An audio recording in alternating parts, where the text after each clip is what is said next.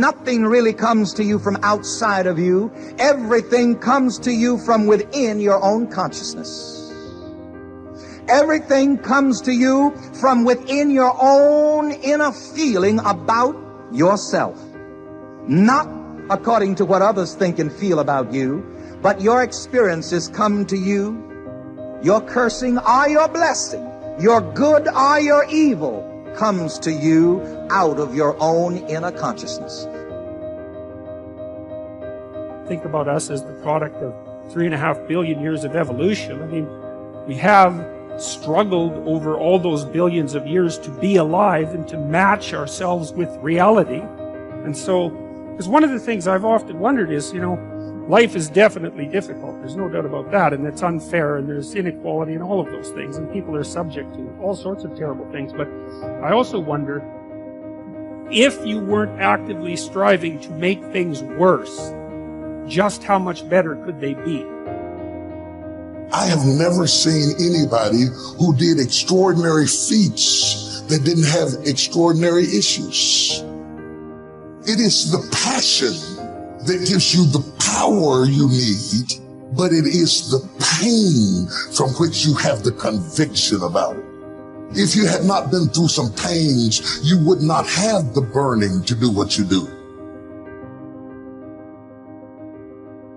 Everything that happens, use it for your upliftment, learning, and growth. In the midst of it, ask, what can I learn from this? What can I get from this? How did I end up here? There's something for you in everything that happens to you for you to learn from that experience. Look at it, examine it, analyze it, dissect it, take it apart until it reveals itself to you. And then get what you need from that and move on. But everything that happens to you. It's the decision to face possible failure. It's the decision to get up once you failed. And it's the decision of what to learn when you fail.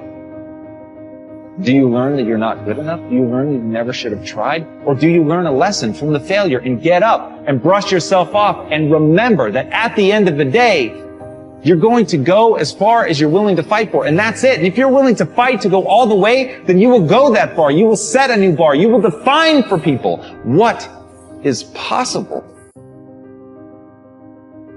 One of the things that you want to avoid is one of the erroneous zones I call procrastination, which is simply hoping and wishing and filling yourself with maybes and being bored and all of these kinds of things.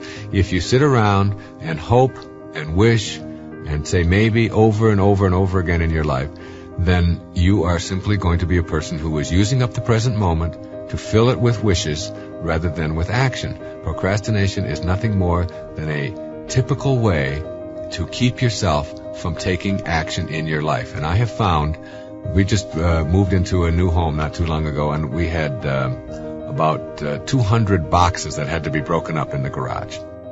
And I looked at those boxes, and I knew that nobody else was going to break them up. But Daddy, this is Daddy's job. And every day I'd go in and I'd look at all of those boxes, and I'd say, no, I really don't want to deal with that today, and I'd let that go. And then came the time when I, just a few days ago, when I went out and I said, I'm just going to break up 5. I'll just do 5. And then if I do 5 every day for the next 3 weeks, I'll have them all broken up, and then I'll call the moving, and they'll come and pick them up.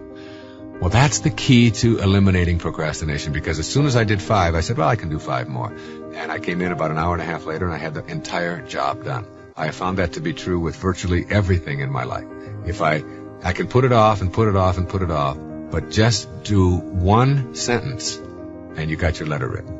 Just sit down, and instead of telling yourself, I've got to write this long, long letter to my mother that I haven't written in a long time, you don't do that. You say, I think I'll just write 1 paragraph to her today. And then all of a sudden, the whole thing is done. Just one little action, one little step, and you have the whole thing corrected. In Hamlet, there's a line that says, refrain tonight, and that shall lend a kind of easiness to the next abstinence, and the next more easy. For use almost can change the stamp of nature. That's so beautiful.